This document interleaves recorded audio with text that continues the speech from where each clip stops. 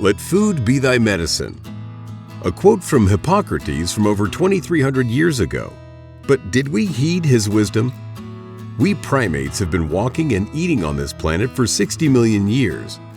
Our nutrition has probably enabled Homo sapiens to develop an increased brain volume, but now it also causes us to collectively eat ourselves sick.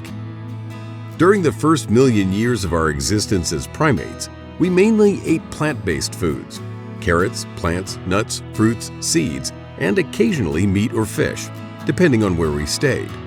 Gathering and consuming food was a day-long task because we continually had to keep searching and ate everything raw. Because of this raw diet, we could spend as much as 6 hours a day eating.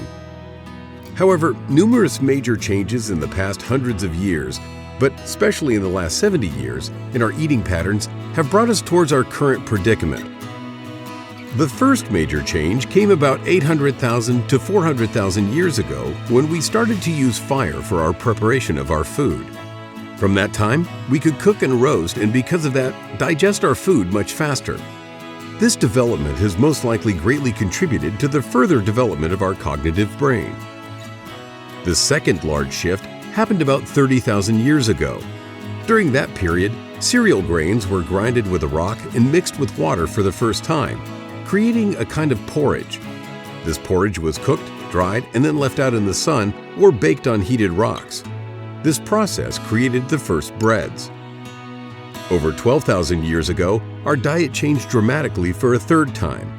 We stopped our nomadic existence and started to live in settlements, which would later turn into villages and cities. We developed agriculture and cattle breeding, which led to a more one-sided diet and increased meat consumption. In the Middle Ages, bread, meat, vegetables, and fruit were the most important nutritional components, although meat was mostly reserved for the rich. The fourth major shift in our diet came around 1950. Farmers started specializing, production increased in scale, and started globalizing. This and the invention of the freezer led to the development of preservatives that would allow our food to last longer. The 1950s also saw the first opening of a fast food restaurant by a major hamburger chain, after which many would follow.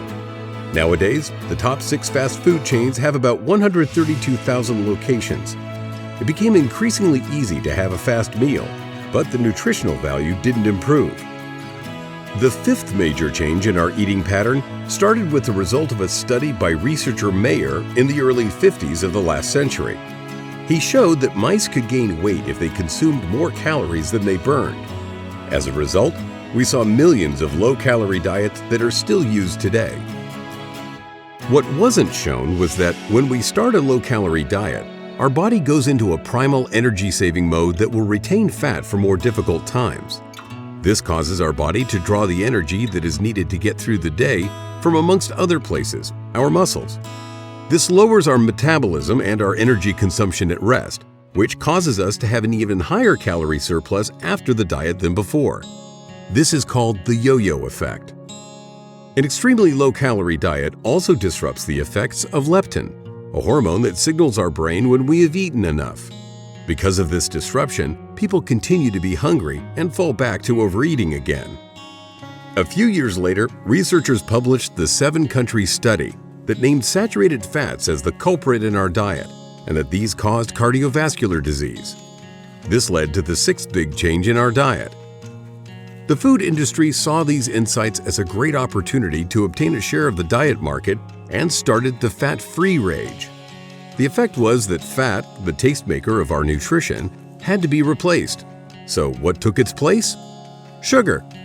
Although both the 7-country study and additional research showed that the anti-fat advice was only about saturated fat, and that there was no direct relationship between the increase of overweight and fat consumption, the fat-free rage was already at full steam and raced around the world. Because of the shift from fat to sugar as the tastemaker of our food, there appeared more and more what we now call nutrient-poor and calorie-rich food on supermarket shelves. This seems to have been the most important change, from nourishing ingredients to nutrient-poor food with an extremely low nutritional value but extremely rich in calories. The result? In 1960, we consumed about 2,250 kilocalories a day. In 2005, this was 2,850 kilocalories a day. So, on average, an increase of about 25% in calories a day. Finally, in 2015, the World Health Organization issued its first warning. We eat too much, especially simple and refined sugar. On average, we eat between 100 and 125 grams of sugar a day. The advice is to reduce this to a maximum of 50 grams a day and preferably 25 grams. Why? We'll tell you in Part 2.